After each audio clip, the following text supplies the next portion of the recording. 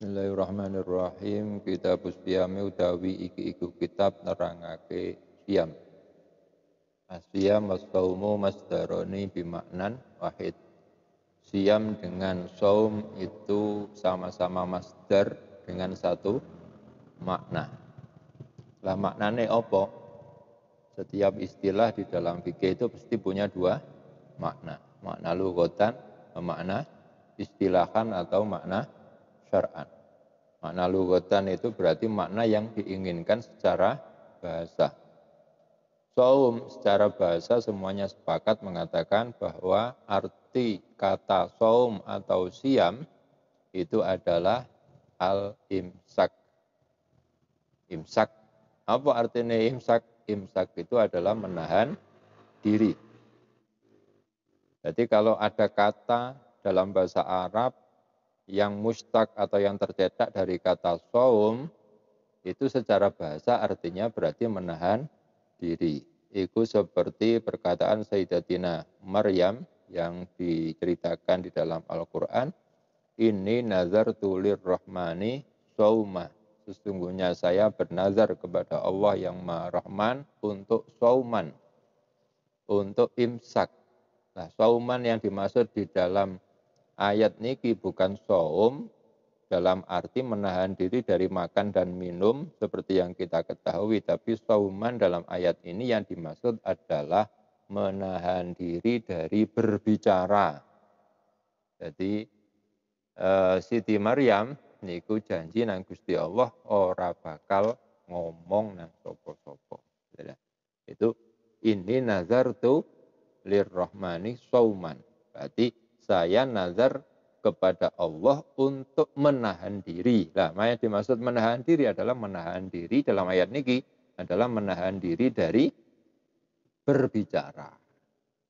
Itu pengertian secara bahasa.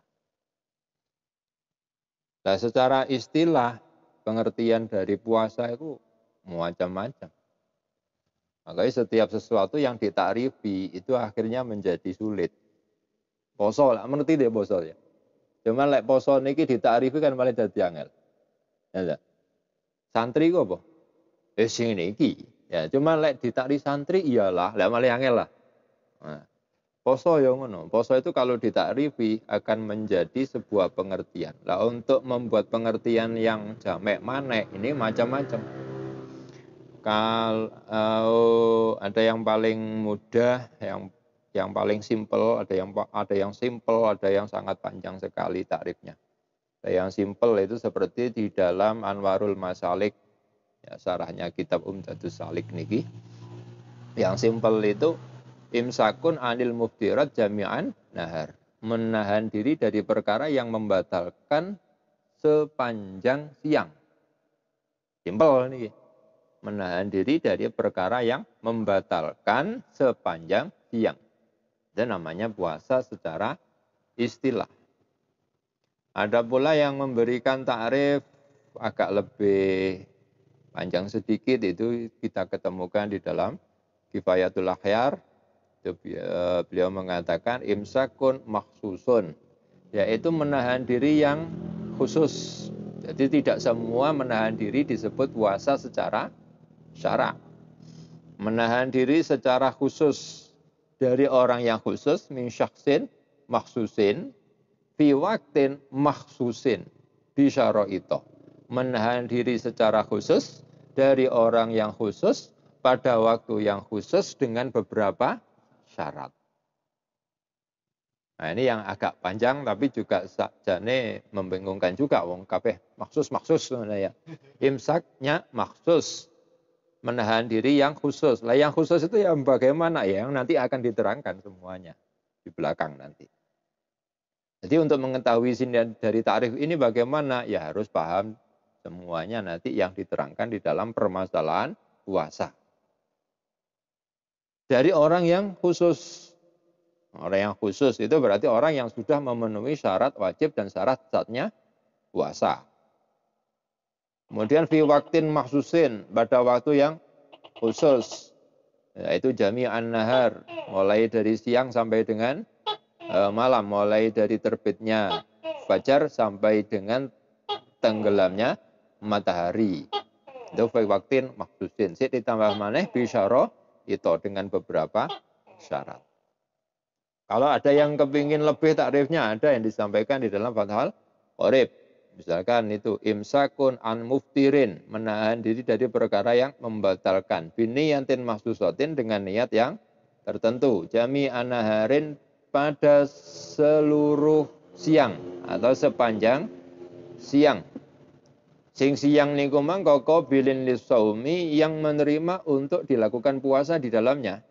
Karena ada siang yang tidak mau dipuasai. Apa? Siangnya Idul Fitri, siangnya hari Tasyrik, siangnya Idul Adha. Itu siang tapi nggak mau dikasih puasa. Ora qabilin, tidak menerima untuk dipuasai, tidak menerima untuk dilakukan puasa di dalamnya. Siapa yang melakukan? Min muslimin, dari orang yang Islam, akilin yang berakal, tohirin yang suci, min haidin wa nifasin, dari haid dan nifas. Ini takrif yang paling detil yang kita ketemukan, yaitu di dalam Fathul Qorib. Nah, takrif yang ada di dalam Fathul Qorib itu sudah memasukkan syarat wajibnya orang-orang yang melakukan puasa.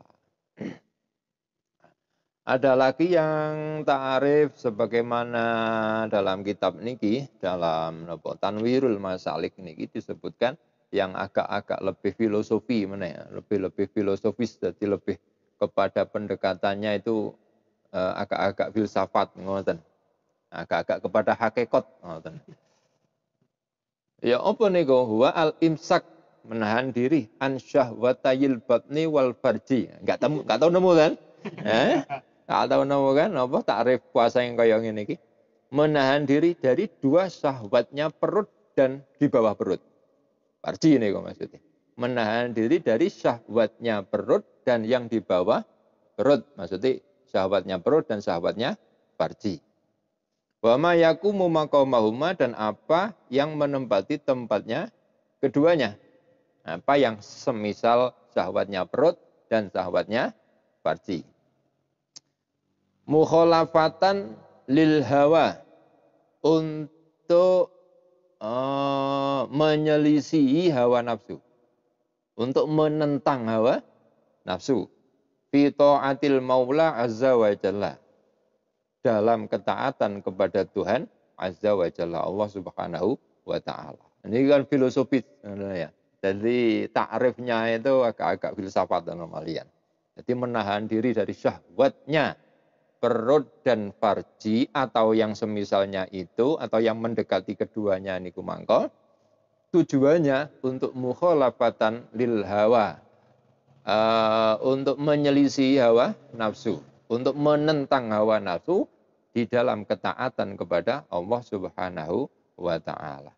Jami'a ajza'in nahari, pada seluruh bagian siang, biniyatin, dengan niat qoblal fajri, sebelum fajar, niatnya sebelum fajar, au ma'ahu, atau bersamaan dengan fajar, in amkana, apabila memungkinkan. Ini juga takrif yang disampaikan oleh Syekh Tib Al-Bagha, Dr. Mustafa Tib Al-Bagha, salah seorang napa niku ulama mutaakhirin yang karyanya banyak, luar biasa, terutama dalam masalah-masalah memberikan penjelasan tentang dalil-dalil yang ada di dalam kitab-kitab Turos, seperti nonggone takrib itu ada at-tahdzib, ya, at-tahdzib fi at-tazhib, tahdzib apa tahdzibnya?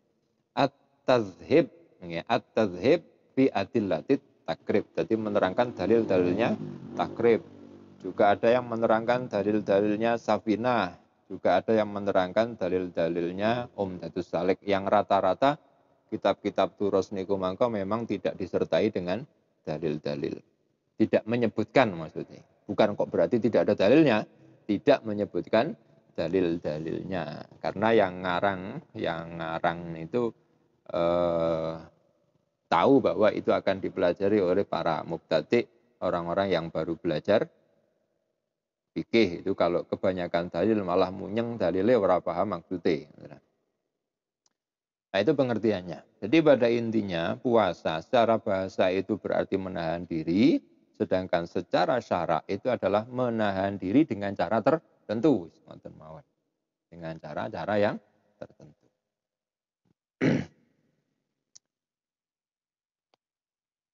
Kemudian tentang puasa niki. Puasa. Ini merupakan salah satu kewajiban yang penting di dalam agama Islam. Di mana kewajibannya sebelum adanya ijma ditetapkan, itu dasarnya yang pertama adalah ayat Al-Quran, ya ayyuhalladzina amanu kutiba alaikumus shiyamu kama kutiba alal ladzina min qablikum la'allakum tattaqun. Kemudian juga tentang hadisnya Jibril yang bertanya kepada Rasulullah Shallallahu Alaihi Wasallam tentang Islam. Kemudian Rasulullah menjawab, al-Islam antasyhada alla ilaha illallah wa anna Muhammadar Rasulullah wa tuqimas sholata wa tu'tiyaz zakata wa tasuma ramadhana wa tahujjal baita in istata'ta ilahi sabilan. Itu sudah termaktub gitu.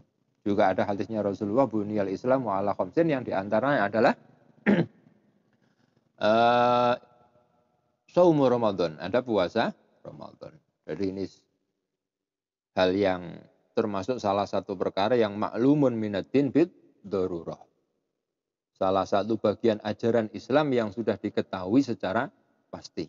Sehingga siapapun yang menentang kewajiban puasa ini, menentang kewajiban puasanya atau mengatakan dengan terus terang bahwa puasa ini tidak wajib, maka ya termasuk orang yang kufur.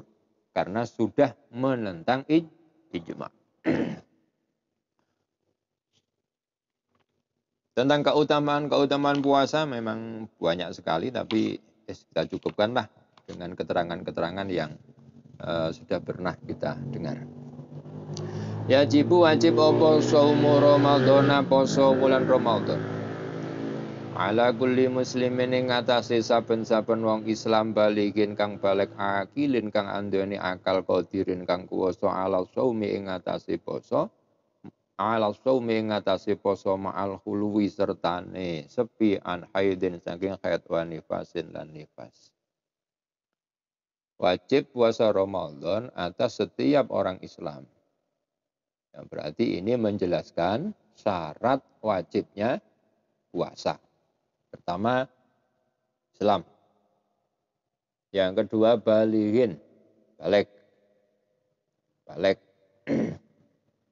Di mana balik niku sebagaimana keterangan di nonggone Safinah itu sudah jelas. Kan tandanya ono 3. Ya. Haid ketika sudah berumur 9 tahun bagi perempuan. Ikhtilam bagi laki-laki atau perempuan yang sudah berumur 9 tahun. Atau umur 15 tahun. Jadi kalau umur 9 tahun komariah. 9 tahun komariah sudah ikhtilam. Atau kalau perempuan sudah haid, maka berarti dia sudah balik. Kalau sampai umur 9 tahun ditunggu-tunggu belum haid atau belum ikhtilam, maka ditunggu paling akhir sampai umur 15 komariah atau 15 hijriah. Kalau sudah 15, gak usah ngenteni ikhtilam maneh wis. Gak usah ngenteni ikhtilam, gak usah nunggu haid. Dipastikan dia sudah balik. Itu syaratnya yang kedua. Yang ketiga harus akil, berakal. Maka tidak ada kewajiban puasa untuk orang gila. Makanya jangan gampang suudzon kalau ada orang kelihatannya sehat walafiat kemudian tidak puasa. Barangkali termasuk yang tidak memenuhi syarat yang ketiga. Tidak akil mungkin. Kemudian qadirin ala shaum, mampu melakukan puasa. Punya kemampuan untuk melakukan puasa. Artinya enggak sakit, tidak dalam keadaan masyakoh yang sangat berat. Tidak dalam keadaan kesulitan yang sangat berat, yang umpamanya saja dia berpuasa maka akan menimbulkan bahaya yang besar. Maka dia tidak perlu atau tidak ada kewajiban untuk berpuasa. Urusan masalah nanti qadha atau yang lain, nah itu urusan yang lain. Ma'al khuluwi an haidin wa nifasin, besertaan dengan sepi dari haid dan nifas. Nah, ini syarat. Kalau haid, kalau nifas, malah tidak boleh untuk berpuasa. Akan tetapi dia tetap wajib qadha nanti. Wala yukhatabu mongko ora den khitabi bi kelawan saum sapa kafirun wong kafir. Sapa kafirun wong kafir. Maka orang kafir tidak dihitopi dengan puasa. Berarti tidak ada kewajiban puasa bagi orang kafir. Karena itulah di dalam Al-Quran itu yang dipanggil oleh Allah apa? Ya ayyuhal ladzina amanu. Yang dipanggil untuk berpuasa oleh Allah niki ya ayyuhal ladzina amanu. Hei orang-orang yang beriman. Maka setiap orang yang beriman mesti merasa dipanggil oleh Allah Subhanahu wa ta'ala. Semakin kuat imannya, maka semakin kuat pula panggilan itu masuk di dalam jiwanya. Tambah sewenang poso niku. Sehingga kalau Rasulullah mengatakan man fariha bidukhuli Ramadan ini, haramau jasadahu alan niron, barang siapa yang merasa bahagia dengan masuknya bulan Ramadan, maka Allah mengharamkan jasadnya atas neraka. Itu sebenarnya bukan cuma bahagia ngono tok, karena kebahagiaan masuknya bulan Ramadan ini mesti timbulnya dari iman, adalah. Mesti metune teko iman, lek wong enggak iman kate ana poso. Ya macam-macam. Bisa jadi memang bunga, cuman bunga itu bukan karena puasanya mungkin ya. Bunga itu wis mungkin dekne punya apa? Dagangan sing khusus wayahe rame-rame ini niki napa? Poso mbok dagang klambi apa-apa. Nek sing dinteni kan napa? Poso. Sebab lek kan poso kok gak ono riyo, dadi begitu masuk poso itu mesti rame. Mungkin senenge itu kok ngono. Tapi nang posone dhewe ndak ono senenge. Apa sing kaya ngene iki hari diharono nang neraka kan ndak. Jadi orang yang berbahagia karena masuknya Ramadan ini diharamkan jasadnya masuk ke dalam neraka karena kebahagiaan itu dilandasi dengan keimanan. Nah, lek ngono diputer maneh bahwa setiap keimanan itu akan pasti membawa kebahagiaan. Setiap panggilan Allah untuk melaksanakan ibadah itu pasti napa? Pasti menjadikan napa? Kebahagiaan. Wong lek iman ditimbali karo Gusti Allah iku mesti iman. Apa? Wong lek iman nanggone Gusti Allah, lek ditimbali karo Gusti Allah, diperintah oleh Allah Subhanahu wa taala, itu pasti bahagia. Masalah. Ya. Iki aku sampean dadi wong sing iman nanggone Allah Subhanahu wa taala. Kemudian ada perintah untuk melakukan puasa. Ati mesti rumangsa senang.